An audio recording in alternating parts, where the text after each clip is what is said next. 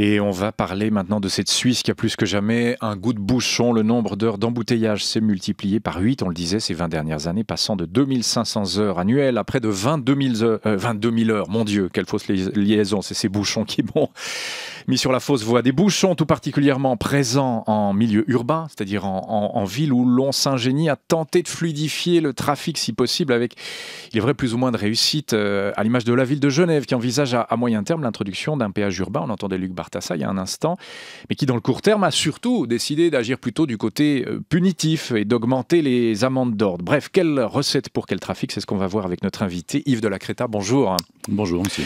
Vous êtes professeur à la Haute École d'ingénierie et de gestion d'Yverdon, ancien directeur de la mobilité pour le canton de Genève. Ça tombe bien pour le sujet et le propos du jour, fluidifier le trafic. Ça, je crois que tout le monde est d'accord, à commencer par les automobilistes qui nous écoutent dans quelques bouchons ce matin. Beaucoup de villes s'y sont essayées, beaucoup s'y cassent encore les dents, comme Genève par exemple. Alors, augmenter les amendes d'ordre, comme vient de le décider Genève. Pour mémoire, franchir une ligne de sécurité, on le dit, ça coûtait 120 francs jusqu'ici. Il doit désormais, l'automobiliste, débourser 500 francs. Stationner sur une voie de bus, c'est 120 francs avant et 240 francs maintenant. Est-ce que c'est une bonne idée, une fausse bonne idée? Qu'est-ce que c'est pour vous, ça? Bon, disons, présenter la politique de la mobilité de Genève comme étant fondée sur un aspect répressif uniquement serait complètement à côté de la plaque, en réalité. C'est un peu ce qu'on est en train de faire. Hein. Oui, en réalité, Genève a beaucoup investi dans sa mobilité depuis longtemps. Je prendrai un exemple. Je crois que c'est la seule ville en Europe qui, en une dizaine d'années, a doublé l'offre de transport collectif. Aujourd'hui, le Grand Conseil octroie chaque année environ 220 millions de francs pour le déficit d'exploitation des transports publics. En 2002, c'était 110, donc on a doublé. Ce qui est intéressant, c'est que le nombre de passagers a doublé aussi. Donc on voit que ça répond véritablement à une demande. Mais ceci pour dire... Reste qu'il y a toujours des bouchons. Reste que ça n'a pas réglé le problème. Ouais. Oui, parce qu'on est dans une région qui est extrêmement dynamique sur le plan démographique. On a une croissance de population qui est importante et puis on a une configuration de l'agglomération qui malheureusement est très défavorable à la circulation automobile, mais aussi circulation des transports publics, avec l'effet de la frontière, avec le fait que l'ensemble ou la grande majorité des emplois soient concentrés dans un centre relativement petit. Mais au fond, Yves de la Creta... Et le manque de satellites, ce qu'on appelle satellites en urbanisme, c'est-à-dire des villes moyennes qui seraient autour de Genève, puis qui pourraient absorber une partie de la demande en emploi. Et ça, à Genève, contrairement à Zurich ou d'autres agglomérations européennes, ça n'existe pas. Il n'y a pas de soupape de décharge au fond autour de Genève. Il y a des petites soupapes telles que Nyon ou Thonon, mais évidemment qui ne sont pas à l'échelle de Hurlikon, Winterthur, si on prend le cas de Zurich. Bon, mais moi, je reviens quand même à ces amendes. C'est pas rien. Certaines passent du simple au double, de 120 à 500. C'est plus que du simple au double. C'est du simple au triple. Est-ce qu'on n'a pas affaire là, à Genève, mais aussi parfois à Lausanne et dans d'autres villes, à une jungle urbaine, tout simplement? Il n'y a plus de règles dans la jungle, on le sait. Est-ce que ça vaut la peine de fixer des règles qui ne sont pas respectées dans une jungle? Je vous pose la question, je ne sais pas s'il y a une réponse scientifique à cela, mais comment appréhender les choses? Et que ce n'est pas une jungle. Et est-ce qu'il ne faudrait pas, alors aller carrément plus loin, interdire le trafic automobile en ville, des mesures radicales, non? Alors c'est complètement différent. Prendre des mesures de contrôle efficaces qui permettent de faire respecter les règles définies, ce n'est pas la même chose que d'interdire des choses supplémentaires. Mais des amendes dans une jungle, est-ce que c'est vraiment utile? Je vais pas vous faire une démonstration scientifique, mais une démonstration de bon sens. Prenez un Genevois, emmenez-le à Berne quelques semaines ou quelques mois, il va assez rapidement calquer sa façon de se comporter dans le trafic sur celle des Bernois. Qui est une circulation plutôt assez cool. De se respecter les uns les autres, et finalement les choses se passent beaucoup mieux. Mais derrière, il y a du contrôle. C'est-à-dire que si vous commettez une infraction, vous avez pas mal de chances de vous faire pincer. Alors, autrement dit, à Genève, il y a eu pendant très longtemps, et pour diverses raisons, je dirais une insuffisance de contrôle des règles qui fait que chacun pense qu'il est légitime à se comporter comme ça l'arrange dans la circulation. Et il ne s'agit pas seulement des automobilistes, c'est vrai aussi des cyclistes, des piétons, des deux roues motorisées. Et chacun faisant ce qu'il veut, ça porte préjudice à l'ensemble. Alors ce que vous nous dites, c'est que c'est aussi un problème de mentalité. Je pense que la mentalité, elle est orientée par le niveau de contrôle qu'on met. Allons-y. Alors, plus il y a de contrôle, plus finalement on est discipliné, c'est ça? Ça marche dans ce sens? Je pense qu'en Suisse alémanique, alors ça on ne va pas le calquer en Suisse romande, mais il y a une espèce d'autocontrôle, de respect, comment dire, ou de contrôle des uns par les autres. Si vous vous comportez mal, vous allez être regardé de travers. Oui. Et à Genève, pas? À Genève, dans la circulation, pas du tout. C'est intéressant ce que vous dites. Finalement, s'il y a plus de règles et plus de contrôles et plus de punitions, peut-être que ça va aussi à terme faire changer les choses. Mais ça peut marcher à Genève, ça? Est-ce que cet autocontrôle pourrait devenir la norme? Je reviens aux mentalités. C'est clair, on ne va pas sombrer dans les clichés en disant les Genevois sont indisciplinés, les Bernois sont disciplinés. N'allons pas dans les clichés, mais est-ce que ça peut marcher? Je vais vous donner quelques exemples qui prouvent que ça marche. Le premier, il y a une quinzaine d'années, quand on avait fait une enquête sur le stationnement dans l'hypercentre de Genève, on avait constaté que 80% des véhicules qui étaient garés sur les cases rodateurs étaient en infraction. 80% en infraction. Quoi comme infraction? Soit qu'ils avaient dépassé le temps autorisé, soit qu'ils n'avaient pas payé, soit qu'ils s'étaient garés hors case. Aujourd'hui, on n'est plus du tout dans cette situation parce que le contrôle a été renforcé. Un contrat a été passé entre l'État de Genève et la Fondation des parkings pour remettre à, finalement, entre guillemets, privé, même si la Fondation est une entreprise quand même en main publique, mais disons un indépendant, si on veut bien, qui avait la possibilité d'engager facilement du monde pour le contrôle. On lui a confié le contrôle et les choses se passent beaucoup mieux. Premier exemple. Oui. Deuxième exemple, la rue du Rhône. La rue du Rhône, dans le centre de Genève, qui mène à la place Bel-Air, depuis les années 90, fait l'objet d'une interdiction de circulation, en tout cas dans le dernier tronçon avant la place Bel-Air. Ce n'est qu'en 2010 que, sous l'impulsion de Michel Künzler, qui détenait les transports à ce moment-là au Conseil d'État, il a été décidé de mettre en place des contrôles de police importants pour faire respecter cette mesure. Et du coup, la situation de la rue du Rhône s'est très nettement améliorée. D'accord. Donc voilà des exemples qui montrent que très concrètement, dès qu'on se met à faire du contrôle, eh bien, on obtient des résultats. Y compris à Genève, on veut bien vous croire, Yves de la Créta. Donc les amendes aussi, empêcher les deux roues motorisées de circuler sur les voies de bus, tout ce genre de choses. C'est bien évident. Ça va avoir un impact? L'investissement dont je vous parlais, très important pour les transports publics, ils dépendent de quoi? Ils dépendent du fait que les transports publics soient efficaces. Or, si les transports publics sont pénalisés dans leur progression, dans leur avancement par le trafic automobile, qu'est-ce qui se passe? Ils circulent plus lentement, ils ne sont pas en adéquation avec leur horaire, donc concrètement ils sont en retard, donc ils deviennent inefficaces aux yeux de la population, et en plus un transport public circule lentement, plus on doit mettre de véhicules en mouvement pour assurer une certaine desserte avec une certaine cadence, et donc plus ça coûte cher. Donc des transports publics qui n'avancent pas, c'est des transports publics qui coûtent cher et qui ne sont pas performants. Si on revient aux mesures envisagées, notamment par Genève, c'est faire payer le stationnement des deux roues motorisées. En gros, on fait payer pour les scooters. Est-ce que ça a du sens? Est-ce que faire payer pour les scooters, ça ne veut pas revenir à ce que les gens reprennent leur voiture?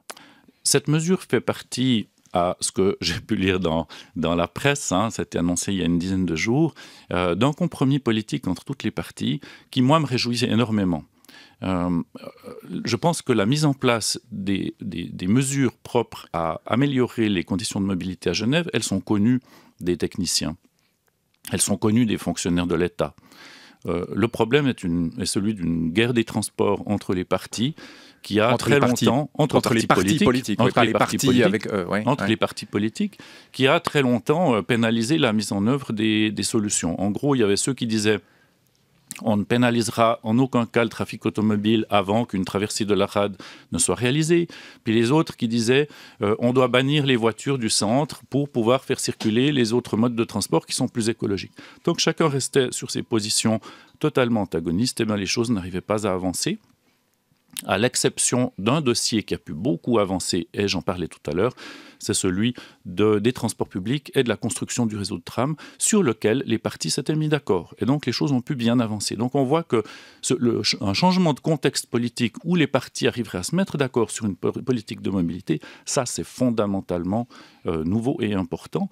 Et c'est ce qu'on nous a annoncé il y a une dizaine de jours. Alors longue vie à ce compromis. Et si ce compromis comporte notamment le fait que les deux roues motorisées doivent payer leur stationnement au centre-ville, c'est très bien. Oui. C'est très bien. Enfin, vous dites que c'est très bien. Je pense que les conducteurs de roues ne sont pas très contents. Non, mais j'entends, ça fait partie de l'ensemble politique, d'un consensus ou d'un compromis entre la gauche et la droite, entre les uns et les autres. Et voilà, il y a des mesures qui peuvent plaire à certains, il y a des mesures qui vont plaire à d'autres. De toute façon, on va déplaire aux uns et aux autres, quoi qu'on fasse. Yves de la Creta... Alors maintenant, sur le fond... Non, mais sur le fond, juste quand même, sur le fond, on a ces chiffres. On a multiplié par 20 ces dernières années, par 8 ces 20 dernières années, le nombre d'heures passées dans les bouchons. Il y a toujours plus de voitures aussi en Suisse, toujours plus de gens, l'un étant la conséquence de l'autre. Et dans 5 ans, ou 10 ans, ou 15 ans, vous avez des modèles qui prouvent que la voiture, les scooters, les bus et les piétons pourront cohabiter au centre des villes. Est-ce qu'on sait si c'est possible ou pas, ça? Il y a une condition fondamentale. Il faut qu'il y ait beaucoup moins de voitures au centre-ville. Ah voilà, je voulais vous faire arriver à ce point-là. Et ça, d'une part, ça fait partie de la politique mobilité 2030 qui a été adoptée par le Conseil d'État. Ensuite, quand le département de M. Bartassa a fait un sondage en 2014 sur Internet, dont on peut critiquer la méthode, mais qui a quand même montré des gages de représentativité que je considère comme relativement intéressants, eh bien, la population consultée s'est exprimée très fortement en faveur de cela. C'est-à-dire beaucoup moins de voitures au centre-ville et la priorité au transport public, à la marche à pied et au vélo. Et ça, c'est la seule solution parce que l'espace au centre n'est pas inextensible. Et quand on attribue plus d'espace à un mode de transport, eh bien, on doit le retirer à un autre. C'est les vases communicants. Et au fond, vous êtes ingénieur en trafic, c'est aussi la chimie et la mécanique des fluides. Alors, comment faire qu'il y ait moins de voitures en ville? Est-ce que le fameux péage urbain, on entendait M. Bartassa tout à l'heure, faire payer les voitures qui entrent au centre-ville, permettrait d'une part de réguler le trafic, mais de baisser le nombre de voitures? Autrement dit, est-ce que vous, Yves de la Creta, vous êtes favorable à un péage urbain? C'est pas la première fois qu'on discute d'un péage urbain à Genève. C'est pas la première fois qu'on en discute. Le problème, c'est qu'il faudrait dans un premier temps se mettre d'accord sur l'objectif de ce péage urbain. Pourquoi? Parce que selon que l'objectif est celui qu'on évoquait tout à l'heure de générer du report modal, c'est-à-dire que les gens quittent leur voiture pour prendre d'autres modes de transport, cet objectif-là, il nécessite de mettre en place un péage urbain qui va coûter cher à l'usager, c'est-à-dire où la taxe est suffisamment élevée pour que ça soit une incitation financière réelle au report modal. Ça a marché à Londres, est-ce qu'on peut s'inspirer de cet exemple? Voilà, alors ça c'est exactement le cas de Londres, c'est un péage de congestion. Le but c'est de supprimer la congestion ou de la diminuer, et ça a bien marché à Londres, en rendant finalement le déplacement automobile beaucoup plus cher. Le problème qui s'est posé à Londres, si on veut bien, c'est que on avait visé un autre objectif à côté, qui était celui de dégager des recettes, dégager de l'argent pour l'attribuer au transport collectif, au déplacement, au développement des autres mobilités. Et ça a moins bien marché. Pourquoi? Parce que le dispositif qui a été mis en place génère de telles charges, de tels coûts, que finalement, quand vous faites l'équilibre entre les recettes et les charges, eh ben, il ne vous reste plus grand-chose dans le porte-monnaie. Et c'est ce qui risquerait d'arriver en Suisse aussi? Alors, comme le péage urbain a été présenté, à ce que j'ai pu voir, par M. Bartassa, l'objectif qui est annoncé, c'est plutôt celui de dégager des recettes. Et si on veut plutôt dégager des recettes, que finalement le report modal est un objectif secondaire, à ce moment-là, il faut mettre en place un péage urbain qui porte sur une zone plus étendue. Un péage cantonal même. Monsieur Bartassa parle d'un péage cantonal, aux frontières du canton, et puis qui ne soit pas très coûteux pour l'usager. On parlait de 1 franc, 2 francs par passage, etc. Pourquoi? Parce que l'objectif, c'est d'avoir des recettes, c'est pas que les gens circulent moins en voiture. Vous voulez avoir des recettes pour mettre en place d'autres offres. Et donc, dans un premier cas, vous allez faire un péage sur un petit périmètre qui pourrait être le centre-ville, avec une taxe relativement élevée, qui pourrait être de 10 francs par jour, par exemple, ou 5 ou 10 francs par jour. Et puis, là, vous générez du report modal. Par contre, le dispositif de contrôle doit être important, et par conséquent, vous allez générer peu de recettes. Donc, vous voyez que d'abord, si on veut parler du péage urbain, il faut se mettre d'accord sur qu'est-ce qu'on vise. Oui, donc son idée de péage cantonal, d'un péage aux frontières cantonales, n'est pas saugrenue sur le plan scientifique.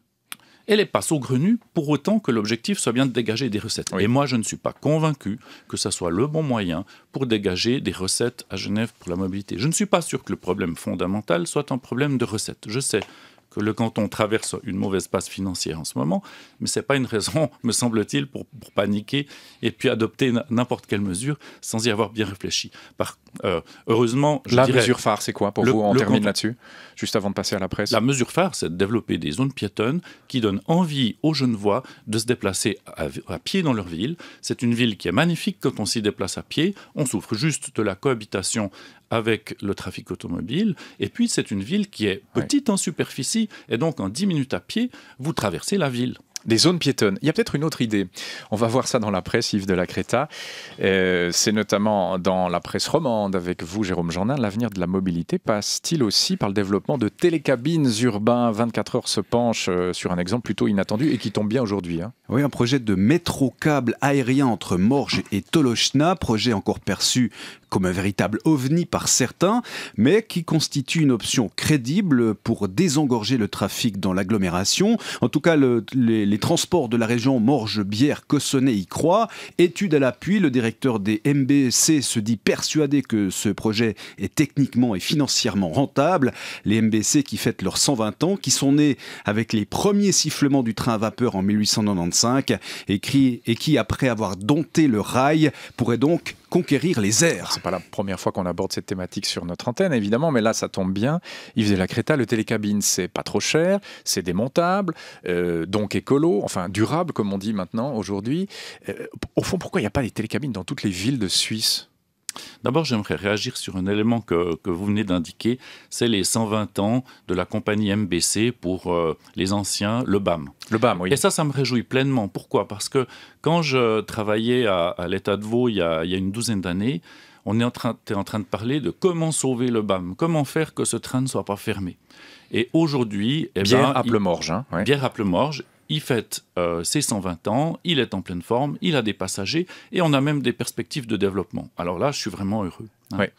Maintenant, sur la télécabine, alors c'est clair, techniquement, c'est une technologie qui est maîtrisée.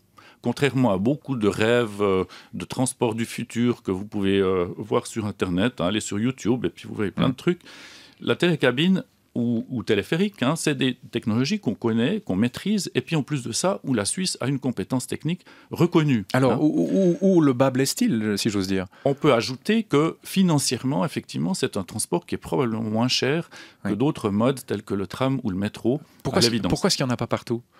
Alors, comme souvent dans les transports, le problème n'est pas technique. Ici, le problème est essentiellement juridique.